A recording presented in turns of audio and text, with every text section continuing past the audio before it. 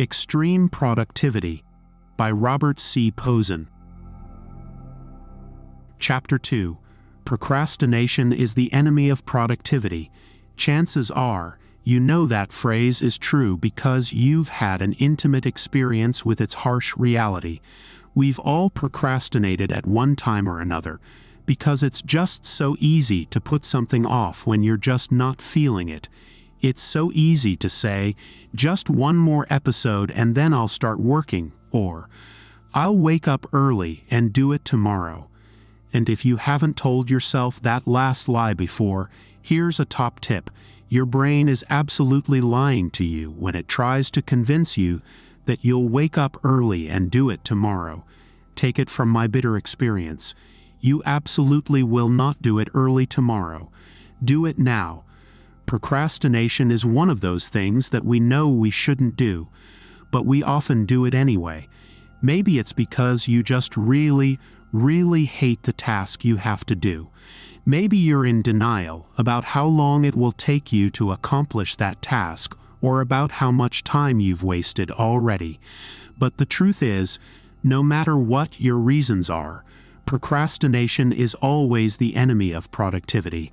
So, how can you beat it? The author recommends that you start by tackling the emotions that drive procrastination. So, let's examine one of the most common and least talked about feelings that fuels procrastination. To put this into context with an example, I want you to think back through your life experiences that have nothing to do with work. For example, have you ever ordered a package and eagerly awaited its arrival, only to find that your excitement fades when it finally arrives? This emotional experience might feel perplexing, but it's actually pretty easy to explain.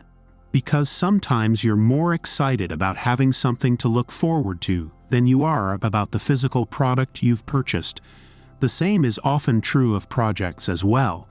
Whether you've gotten a new promotion at work or you're excited to spearhead a new project, we often start out really excited and find that our excitement dwindles as time goes on. It usually starts fading once we reach the actual work part of the project. By contrast, maybe you're really anxious about a project and you've been nervous about it for a while. But once you sit down to work on it, that excitement or anxiety is gone. In its place is your sheer boredom or annoyance with the reality of what you have to do. Once the excitement or anxiety is gone, it's easy to tire of the project. Look for ways to avoid it and chase the next emotional high. It's therefore unsurprising that this cycle is a huge factor in the development and maintenance of our relationship with procrastination. But now that we know this is what happens, let's find a way to counteract it. The author's research shows that we can actually trick our brains into hacking our happy hormones and enabling us to stay motivated. How does it work? Well, it all starts with a choice. It's no secret that human beings love choices. In fact, allowing your toddler to make small decisions is one of the most common parenting tips around.